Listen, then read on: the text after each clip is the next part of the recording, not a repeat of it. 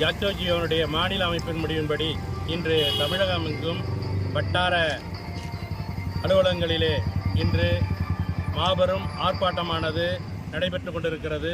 அந்த வகையிலே வேதாரண்யத்திலே இந்த ஆர்ப்பாட்டமானது பெரும் எழுச்சியுடன் நடைபெற்று கொண்டிருக்கிறது.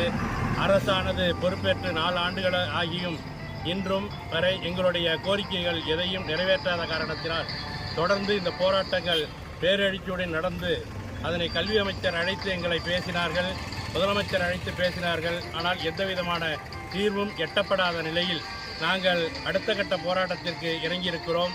இன்று இந்த ஆர்ப்பாட்டம் அதைத் தொடர்ந்து 24ஆம் தேதி மாவட்ட தலைநகரங்களிலே மறியல் போராட்டத்தையும் நடத்தியிருக்கிறோம். எங்களுடைய கோரிக்கையாக இருக்கின்ற பழைய ஓய்வூதிய திட்டத்தினை கொண்டு வர வேண்டும், புதிய ஓய்வூதிய திட்டத்தை ரத்து செய்ய வேண்டும் என்பதற்காகவும் எங்களுக்கு வழங்கப்பட்டிருந்த ஆண்டாண்டு காலமாக